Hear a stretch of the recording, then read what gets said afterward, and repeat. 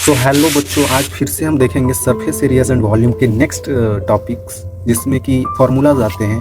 पिछले लेक्चर में मैंने इंट्रोडक्शन बस दिया था, लेकिन आज हम देखेंगे कि इसके आगे का टॉपिक क्या है, फार्मूलाज क्या होता है, जिसकी वजह से हम सवाल को कर पाएंगे।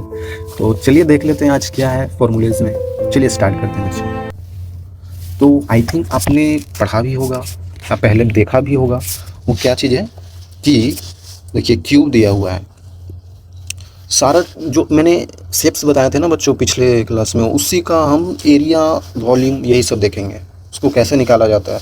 ठीक है, तो ये हमारा आज क्यूब है। ठीक है, तो क्यूब में क्या करेंगे कि cube has 6 square faces. Cube तो आपने समझा होगा, मैंने बताया था ना एक बच्चों, हम लोग जो खेलते रहते हैं, एक सुडोकू टाइप होता है, उसको ऐसे ऐसे करके हम लोग बना लेते हैं, है ना।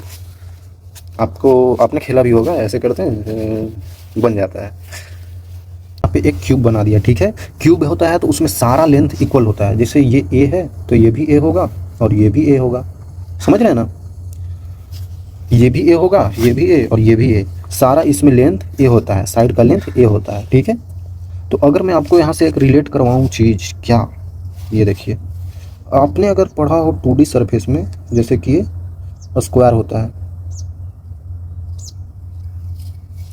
ये स्क्वायर ही तो होता है बच्चों, ये स्क्वायर होता है। अगर लेंथ ए है तो इसका एरिया क्या लिखते हैं, एरिया लिखते हैं ए इंटू ए स्क्वायर। ये तो आपने पढ़ा ही होगा, ए इंटू ए स्क्वायर लिख देते हैं। ठीक है, अगर इसमें भी अगर ए ई है, ये भी ए है, ये भी ए है, ये भी, तो इसका भी एरिया ए स्क्वायर ही लिख देते हैं। उसी तरीक़ा से यहाँ पे एक 3D शेप होता है, 3D शेप में सारा लेंथ इक्वल होता है, तो उसमें सरफेस एरिया कैसे लिखते हैं बच्चों। देखिए, टोटल सरफेस एरिया है, तो each face of a square of side A. ठीक है, मैंने बता दिया। Area of the one face is A square, मैंने बोला ना। देखिए, अगर मैं इसका बात बताऊँ आपको, जैसे मैंने ये फ्रंट वाला लिया, फ्रंट वाला में अगर ये वाली फेस ले लूँ, मैं ये वाली फेस, फ्रंट में अगर मैं ये फेस ले लूँ ना बच्चों, तो इस फेस समझिए कि ये एक प्लेट है, जैसे ये एक प्लेट है ना, वैसा ही उधर से निकाल के इधर रख दिया, तो इसका एरिया क्या होता है, वही ए स्क्वायर, वही बता रहा है। तो टोटल सरफेस एरिया, जैसे एक ये साइड हो गया, एक ये है, एक ये है, एक पीछे वाला है, एक साइड वाला है, एक नीचे वाला है ना, एक इधर वाला है, तो कितने टोटल फेसेज हो गए, 6 फेसेज हो गए बच्चों। सोचिए ना, 3D में एक वो सुडोकू को समझ लीजिए, उसमें एक नीचे ऊपर 2 और साइड में 4 होते हैं, तो 4 और 2 6, सिंपल।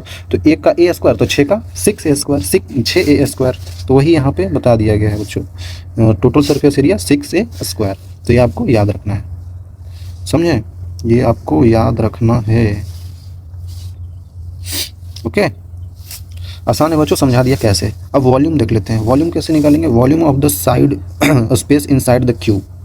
ठीक है, वॉल्यूम क्या होता है, मान लीजिए कोई शेप है, तो उसमें कितना सामान अट सकता है ना, कितना सामान अट सकता है। एक बाल्टी है, बाल्टी में कितना पानी अट सकता है, वही तो उसका वॉल्यूम है ना, वही उसका वॉल्यूम है। उसी तरीके से ये स्क्वायर शेप का 3D में सुडोकू टाइप है, तो उसमें हम कितना पानी स्टोर कर सकते हैं, कितना इसका वॉल्यूम है ना बच्चों। तो वो कैसे कैलकुलेट करेंगे, बिल्कुल सिंपल है।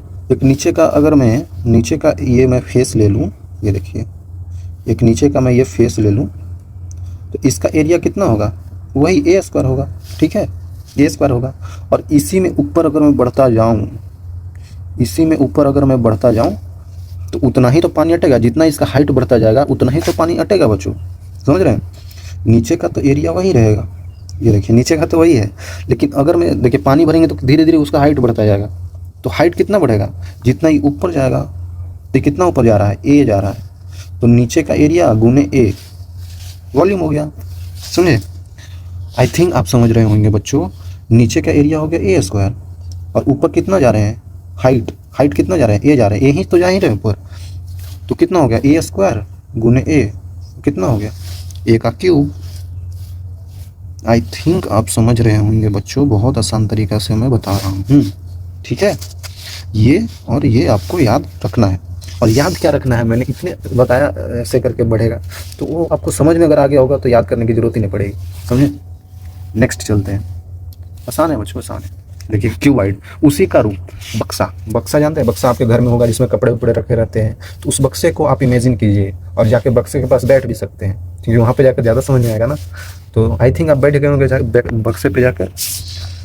बक्से पर बैठना नहीं है बक्से के बगल में बैठना है तो cuboid of 6 rectangular faces. Okay, 6 rectangular faces होता है। स्क्वायर और रेक्टेंगल में अंतर है बच्चों, ये तो स्क्वायर होता है, देखिए ये तो स्क्वायर है, और रेक्टेंगल कैसा होता है, रेक्टेंगल ऐसा हो जाता है, मतलब ये लेंथ हो जाता है, ये ब्रेथ होता है, लेकिन इसमें ए होता है, ये मतलब ये दोनों सेम होता है, ये साइड सेम है, लेकिन इसमें ये अलग है और ये अलग है, समझे। इसके सामने वाला ये तो सेम ही होगा, इसके सामने वाला तो सेम ही होगा, लेकिन दो अलग अलग होते हैं, ये लेंथ हो जाता है, ये ब्रेथ हो जाता है। आई थिंक आप समझ रहे होंगे बच्चों, ठीक है। तो इसमें भी टोटल सरफेस एरिया कैलकुलेट कर लेते हैं, वही चीज़ है बच्चों। देखिए इसमें भी टोटल सरफेस एरिया कैलकुलेट कर लेते हैं, जिसमें कि ये मान लेते हैं कि ये इसका लेंथ है, ये इसका ब्रेथ है और ये इसका हाइट है।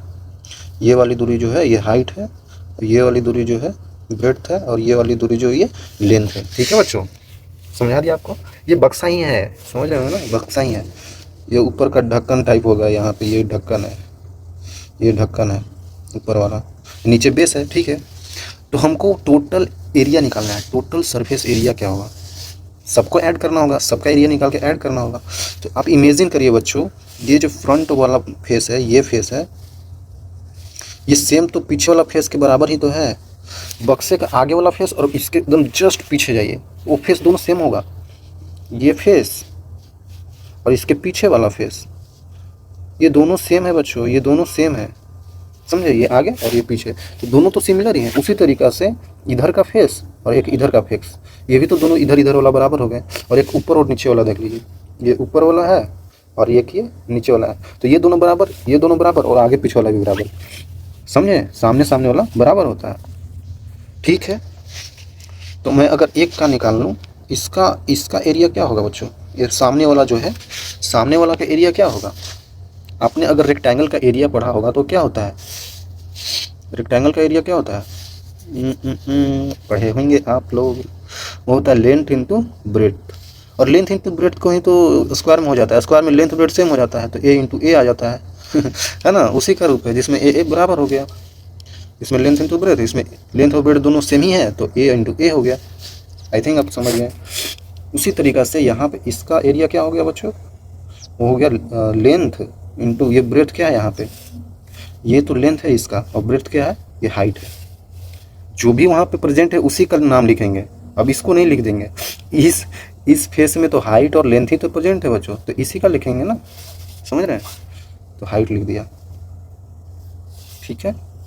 और इस फेस का आ जाते हैं, इस फेस में क्या हो जाएगा, एरिया हो जाएगा, ब्रेथ हुआ यहाँ पे, और एक हाइट है, ठीक है।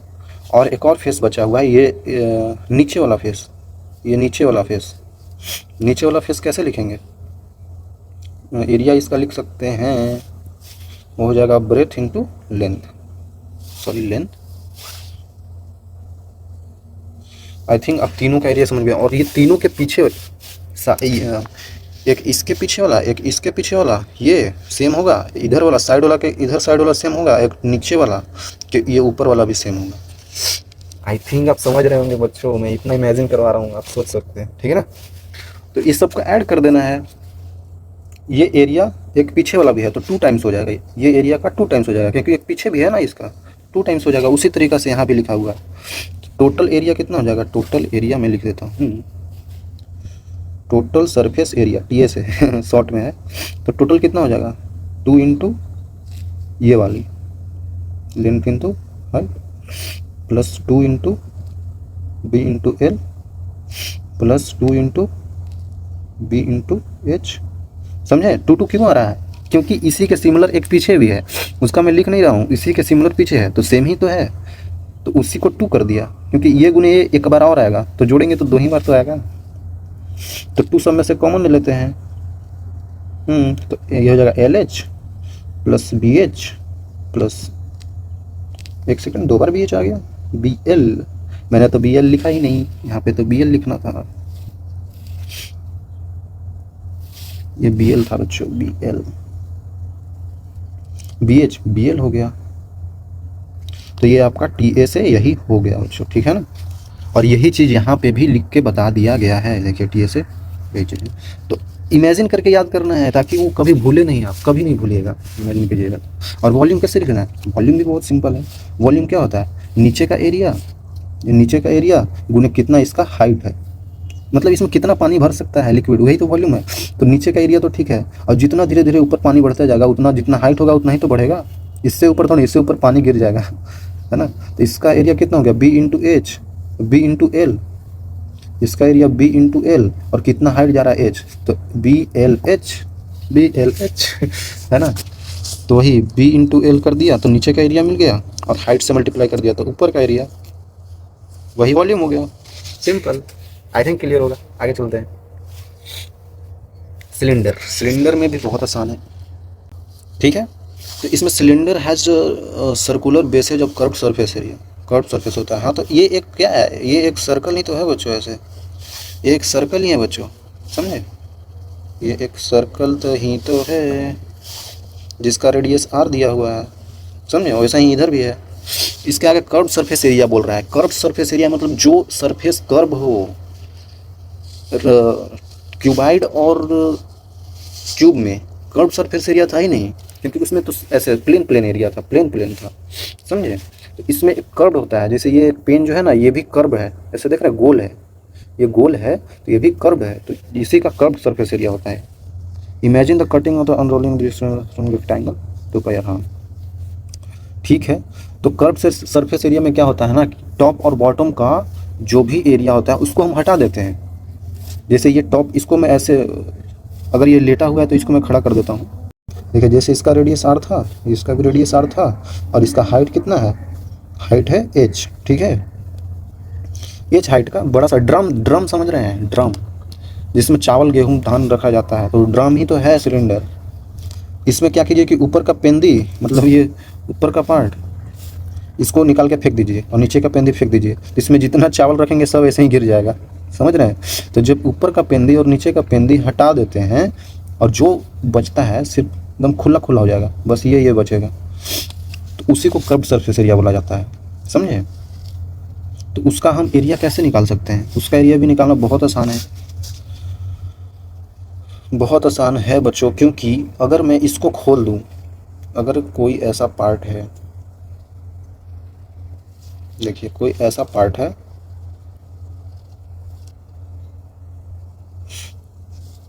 जो सिलेंड्रिकल है, अगर मैं इसको एक तरफ से काट के और इसे खोल दूँ तो ये रेक्टेंगल बन जाएगा। ऐसे खोल दूँ ना तो एक रेक्टेंगल बन जाएगा, सिंपल है, आप देख सकते हैं। तो इसका मैं area, curved surface area, CSA मतलब कर्व्ड सरफेस एरिया, वो कितना लिख सकता हूँ। इसको ऐसे अगर खोलेंगे तो ये इसका दूरी कितना था, ये वाली टोटल दूरी कितना था, मतलब सरकमफेरेंस 2πr, और इसका हाइट तो H था ही, तो इसको 2πr इंटू हाइट कर देंगे तो 2πrh आ जाएगा, 2πrh आ जाएगा। क्योंकि ये लेंथ तो सेम ही रहेगा। इसको अगर मैं खोल दूँ, ओपन कर, समझे, इसको खोल दिया, ऐसे करके खोल दिया तो पेज ही तो बन जाएगा। और ये इसका दूरी कितना था, ये टोटल, इसको खोल दिए, ये टोटल दूरी 2πr था, और ये हाइट कितना था, H था। अब समझिए कि ये क्या बन गया, ये तो रेक्टेंगल बन रहा है। रेक्टेंगल का एरिया क्या होता है, 2πr इंटू H, मतलब लेंथ इंटू ब्रेथ, तो वही कर दिया, तो कर्व सरफेस एरिया आ गया। आई थिंक क्लियर होगा। इसके आगे टोटल सरफेस एरिया देखते हैं। तो टोटल सरफेस एरिया में क्या करना है, मैंने इसका एरिया निकाल ही लिया, कर्व सरफेस एरिया CSA। उसमें से जो हम पेंदी हटाए थे ना, ये ऊपर वाला पेंदी हटा दिए थे, ये नीचे वाला पेंदी हटा दिए थे, तो ये दोनों को लगा देना है, दोनों को लगा देना है, लगा देंगे, बस लगा देना है।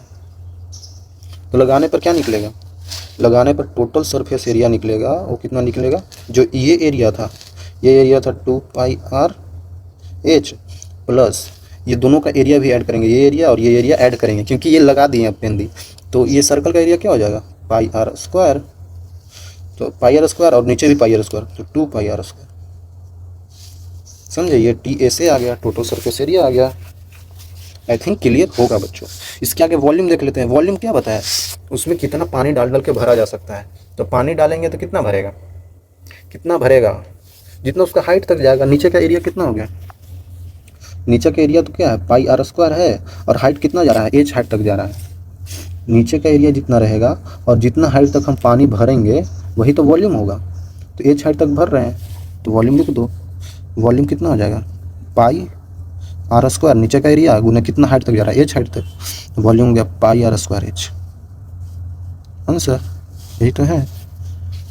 क्लियर है ना? सोना नहीं है, देखो भाई मैंने जो बताया है ना, आई थिंक ठीक होगा, क्लियर होगा। आगे चलते हैं। सर भारी लग रहा है भैया जी, भारी लग रहा है, तो भारी तो लगेगा ही, थोड़ी सी तो भारी लगेगा ही। कोन कोन कोन क्या होता है जिसमें हम गुल्फी खाते हैं? कोन बना दूं क्या? इसी में तो हम आइसक्रीम खाते हैं, तो क्या बोलते हैं, गुल्फी जिसमें से भरा रहता है, खा लेते हैं। ठीक है, तो उतना नहीं सोचना है हमें, हमें यहाँ पे ये सोचना है कि इसका रेडियस आर होता है, ठीक है, और ये ऐसा हाइट होता है जिसका हाइट एच होता है, और ये एक, अच्छा एक चीज़ देखा आपने बच्चों, ये तो राइट एंगल ट्रायंगल बन गया भाई। एक ऐसे है और एक ऐसे है, तो राइट एंगल ट्रायंगल बन गया। तो राइट एंगल ट्रायंगल बन गया, तो इसका क्या हो जाएगा length, root under Pythagoras theorem बच्चों, H square plus R square. इसी को तो एल बोल देंगे। लेटेंट हाइट मतलब ये साइलेंट हाइट क्या बोलते हैं, तिरछी रेखा, तो ये तो एल हो ही गया, क्योंकि ये राइट एंगल ट्रायंगल बन गया, तो इसका स्क्वायर प्लस इसका स्क्वायर, इसका आ जाएगा, तो ये इसका लेंथ आ गया। यहाँ तक तो क्लियर होगा। आगे क्या बोल रहा है देख लेते हैं। Curve surface trapper at a point, curve surface area मुझे बता रहा है, कर्व सरफेस एरिया। अच्छा इसमें भी एक कर्व है ना, कर्व, तो कर्व सरफेस एरिया निकलेगा। Diagonal in form of edge base on rolling cone surface become sector of the circle. अच्छा, इसको भी अगर जैसे मैंने सिलेंडर को खोल दिया ना, वैसे इसको खोलेंगे तो एक सेक्टर ऑफ द सर्कल आएगा, तो उसका लेंथ हो जाएगा 2πr, बेस का लेंथ हो जाएगा 2πr, हो ही जाएगा ना भाई साहब। इसको अगर मैं ये एक तो सर्कल ही है ना बच्चों, ये तो एक सर्कल ही है, देखिए ये तो एक सर्कल ही है। अगर आप इसको खोल देंगे ना, तो इसका लेंथ क्या हो जाएगा, जो सर्कमफेरेंस होगा 2πr आ जाएगा। ये पूरा लेंथ होता है, सर्कमफेरेंस होता क्या है, इसका लेंथ को ही सर्कमफेरेंस बोलते हैं। और अगर उसी को मैंने खोल दिया तो उसका लेंथ तो वही रहेगा, 2πr ही रहेगा, तो वही इसका लेंथ रहेगा। वही यहाँ पे बोल रहा है कि आर्क लेंथ 2πr ही रहेगा अगर मैं सर्कमफेरेंस ऑफ बेस को खोल दूं, ठीक है। Area of the sector πrl आ जाएगा। तो हम कर्व सरफेस एरिया कैसे निकाल सकते हैं बच्चों, उसको निकालने के लिए बहुत आसान तरीका है, क्योंकि अगर मैं इस कोन को ऐसे खोल दूं तो एक सेक्टर बन जाएगा। देखिए एक ऐसा सेक्टर बन जाएगा, ऐसा सेक्टर ही तो बन जाएगा। ये एल हो जाएगा और इसका लेंथ हो जाएगा 2πr, क्योंकि ये पहले से गोल था, ठीक है ना। और बाकी तो ठीक ही है बच्चों। इस सेक्टर का मुझे एरिया निकालना है, कर्व सरफेस एरिया, ठीक है। तो इसका पहले देख लेते हैं, टोटल एरिया कितना हो जाएगा, πr square, sorry πl square ना बच्चों, मैं गलत कर रहा हूँ, πl स्क्वायर, क्योंकि अभी यहाँ पे रेडियस आर एल काम कर रहा है रेडियस की तरफ पूरा में। ये छोटा में मैं बात नहीं कर रहा हूँ, ये छोटा तो निकाल लिया मैंने, ये पूरा में एल काम कर रहा है रेडियस का, ठीक है, अपॉन 2πl टोटल सरकमफेरेंस, ठीक है, गुने मुझे इसका इस सेक्टर का एरिया ये निकालना है, ठीक है। तो सेक्टर का एरिया में क्या हो जाएगा 2πr, इसका भी सरकमफेरेंस से गुना कर देंगे, ठीक है, जो मैंने पहले निकाला भी था यहाँ पे। तो आई थिंक ये आ जाएगा हाँ πrl ही आ जाएगा, वही चीज़ आ जाएगा बच्चों, वैसा ही करना है आपको। बस इतना समझना है कि ये कौन था, इसमें कंफ्यूज नहीं होना है। कौन था, इसको वैसा खोल दिया, नीचे का पूरा लेंथ सर्कमफेरेंस ही होता है 2πr आ गया, और ऊपर का एरिया जो पूरा निकालेंगे वो πl स्क्वायर हो जाएगा, और सर्कमफेरेंस 2πl आ जाएगा बस। और बाकी πrl आपको ध्यान रखना है, अल्टीमेट आपको आंसर ध्यान रखना पड़ेगा क्वेश्चन बनाने के लिए। अब कर्व सरफेस एरिया तो πrl आ ही गया। अब टोटल सरफेस एरिया क्या होता है, πrl प्लस πr स्क्वायर, ये तो और आसान हो गया ना। πrl तो आपने निकाल ही लिया कर्व सरफेस एरिया, और नीचे का पेंदी ऐड कर देते हैं तो टोटल सरफेस एरिया निकल जाता है। ये पेंदी तो है, जो आइसक्रीम आप खा रहे हैं ना गुल्फी, उसमें ऊपर का नहीं रहता है कुछ, लेकिन ऊपर से मैं पेंदी लगा दूं, बंद कर दूं, तो कितना हो जाएगा, ये इसका कितना था, कर्व सरफेस एरिया कितना था, πrl था, प्लस पूरा एरिया आ जाएगा, ये भी तो r ही था, तो πr स्क्वायर, यही हो गया, यही तो दिया होगा। फिर वॉल्यूम निकालने के लिए वही सेम चीज़ करना है, थोड़ा सा डेरिवेशन करना पड़ता है इसमें बच्चों, क्योंकि कौन है ना ये सीधा शेप नहीं है, तो उसमें वॉल्यूम निकालने के लिए इंटीग्रेशन करना पड़ता है।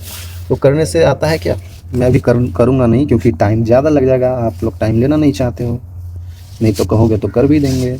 तो वॉल्यूम क्या आ जाएगा, 1/3 पाई आर स्क्वायर एच। क्या होता है 1/3, ऐसे याद है 1/3 बेस एरिया कितना पाई आर स्क्वायर और हाइट एच। ठीक है, ऐसे याद कर सकते हैं। डेरिवेशन में मत जाइए, डेरिवेशन क्योंकि अभी आपको जरूरत भी तो नहीं है बच्चों। ठीक है, ये याद रखना है वॉल्यूम। ओके, क्लियर होगा तो मैं आगे बढ़ता हूँ। स्फीयर, स्फीयर भी डेरिवेशन से आता है। डेरिवेशन मतलब इंटीग्रेशन करने से आता है। आपको लग रहा है इंटीग्रेशन क्या होता है, इंटीग्रेशन 12th क्लास में पढ़ा जाता है मैथ्स में, जिससे आप कोई भी कॉम्प्लिकेटेड शेप का जो होता है ना उसका हम वॉल्यूम निकाल सकते हैं इंटीग्रेट करके। ठीक है, वहाँ तक आपको अभी नहीं जाना है तो ये आसानी से देख लेते हैं। स्फीयर क्या है बच्चों, स्फीयर, स्फीयर का मतलब होता है गोला। गोला गोला, ये है गोला, ये गोला है, सर्कल नहीं, गोल, बॉल, फुटबॉल बॉल है। तो 3D में शेप में होता है। ठीक है, तो सरफेस एरिया इसका बस ध्यान रखना है, total surface area pi R square होता है। टोटल सरफेस एरिया, इसमें कर्व सरफेस एरिया नहीं होगा, वही तो टोटल सरफेस एरिया हो जाएगा। इसमें पेंदी थोड़ी होता है, पेंदी नहीं होता है ना। ठीक है, तो वही हो जाएगा मेरा टोटल सरफेस एरिया, वही हो जाएगा कर्व्ड सरफेस एरिया, और उसी को क्या बोलते हैं, उसी को बोलते हैं 4 पाई आर स्क्वायर। ठीक है, ठीक है, ठीक है। वॉल्यूम भी निकाल सकते हैं, डिराइव्ड द इंटीग्रल कैलकुलस, देखिए कैलकुलस से आता है, वही इंटीग्रेशन करने से होता है 4/3 पाई आर क्यूब। ठीक है, ये वॉल्यूम होता है। ठीक है, बोलेंगे कि आप सर रटवा रहे हो, थोड़ा सा तो रटना पड़ेगा ना, क्योंकि एग्जाम में कोई डिराइव करने से आपको ये आएगा नहीं, है ना। ये डिराइव करने के लिए कोई पूछेगा नहीं टीचर आपको, क्योंकि पता है वो तो आगे पढ़ना है। ठीक है, तो इसी का एक और सिंपल फॉर्म है, वो होता है हेमी स्फीयर, मतलब स्फीयर को काट दिया। अगर मैंने स्फीयर को काट दिया तो दोनों को जोड़ देंगे तो पूरा एक स्फीयर मिल जाता है। तो काट देना रहता है, तो काट देंगे, तो काटने में क्या दिक्कत है, काट देंगे। तो जो 4 पाई आर स्क्वायर था टोटल सरफेस एरिया, उसमें 2 से डिवाइड देंगे तो 2 पाई आर स्क्वायर आ जाएगा। यही curve surface area, curve CSA, curve surface area. लेकिन टोटल सरफेस एरिया यहाँ पे बदल जाएगा, क्योंकि एक इसमें एक पेंदी आ गया, ये देख रहे हैं, एक पेंदी आ गया बच्चों। पेंदी आने के बाद बदल जाएगा ना, क्योंकि पेंदी को फिर ऐड कर देंगे तो इसका एरिया हो जाएगा पाई आर स्क्वायर। तो टोटल सरफेस एरिया में पेंदी को ऐड करेंगे, मतलब 2 पाई आर स्क्वायर जो कर्व सरफेस एरिया आया था, और प्लस पाई आर स्क्वायर जो कि पेंदी था, ये पेंदी था ठेपी। ठीक है, तो वॉल्यूम भी निकाल सकते हैं, वॉल्यूम तो वही रहेगा ना, उसका आधा कर देंगे। क्या वॉल्यूम था, 4/3 पाई आर स्क्वायर एच, नहीं पाई आर क्यूब था, तो इसी को 2 से डिवाइड दे देंगे तो कितना आ जाएगा 2/3 पाई आर क्यूब। देखिए यही है। तो अगर स्फीयर का याद है तो हेमिस्फीयर का ऑटोमेटिकली याद हो जाएगा। चलिए आगे चलते हैं। अच्छा, एक फ्रस्टम होता है, लास्ट टॉपिक है फ्रस्टम। फ्रस्टम क्या होता है बच्चों, फ्रस्टम अगर आपने देखा हो तो इसमें पाइप होता है एक, जिसको एक तरफ से बहुत छोटा होता है, एक तरफ से देखिए, एक तरफ का कोन छोटा हो गया, एक तरफ का बड़ा हो गया। ये स्पीकर से समझ सकते हैं, स्पीकर ऐसे ही तो होता है, स्पीकर जो होता है वो ऐसे जाके आगे फैल जाता है, तो ये स्पीकर यहाँ से बजता रहता है ऐसे, और इधर तक आवाज़ आती है, वैसा ही कुछ आप समझ सकते हैं। ठीक है, तो फ्रस्टम का भी निकाल सकते हैं। मान लेते हैं कि ये रेडियस R1 है, ये रेडियस R1 है, और ये रेडियस R2 है। ठीक है,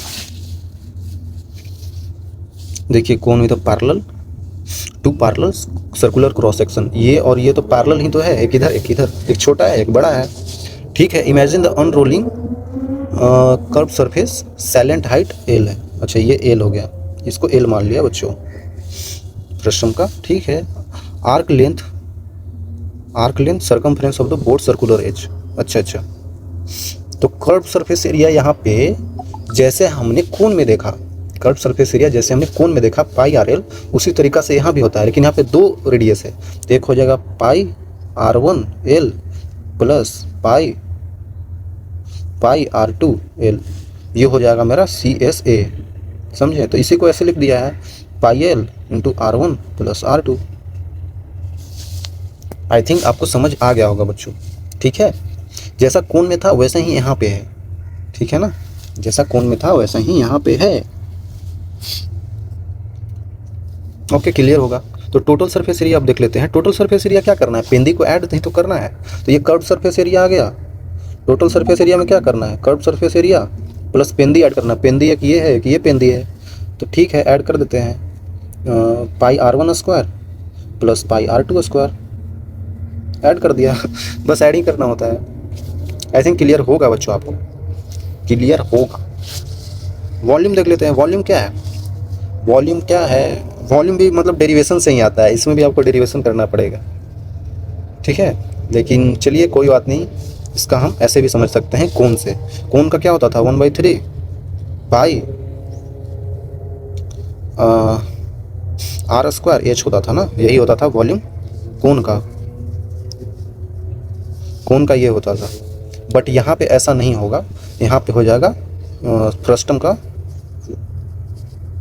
फ्रस्टम का वॉल्यूम हो जाएगा 1/3 पाई R1 square plus R2 square plus R1 R2 into H.